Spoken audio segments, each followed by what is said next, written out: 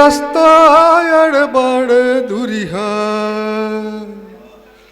जिंदगी के रास्ता अड़बड़ दुरिहा, छिन छिन मा दुख पीरा आहीगा।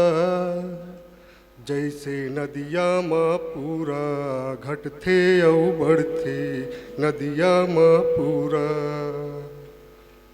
का करम लेके आयेन संगी, पेट भर पसिया नहीं जाने,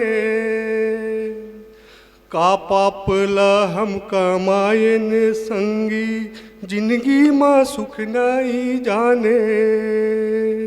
आखिला देखत भागे अंजोर, ठौ ठौ रेंगत पाँव कांपेगा। जैसे नदिया माँ पूरा घटथे औ बढ़थे, नदिया माँ पूरा अपनी जेला जाने ने संगी, छिनमा वो होगे बीरान। मन बपूरा तबले माने नहीं, के है बरवोला जियान। जिए मका सुख मरे मका दुख, जिए मका सुख मरे मका दुख, जिंदगी लत पहचानगा। जैसे नदिया माँ पूरा घटथे औ बढ़थे, नदिया माँ पूरा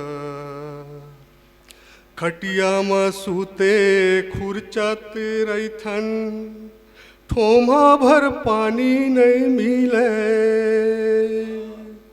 चिटकिन बोली बर तरसत रैथन, बानी माँ पानी नहीं सुने।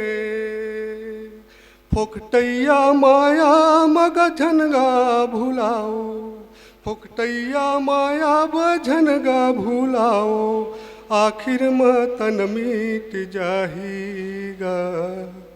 जैसे नदिया में पूरा घटथे औ बढ़थे, नदिया में पूरा जिंदगी के रास्ता अड़बड़ दुरिहा, जिंदगी के रास्ता अड़बड़ दुरिहा, छिन छिन मा दुख पीरा आहीगा।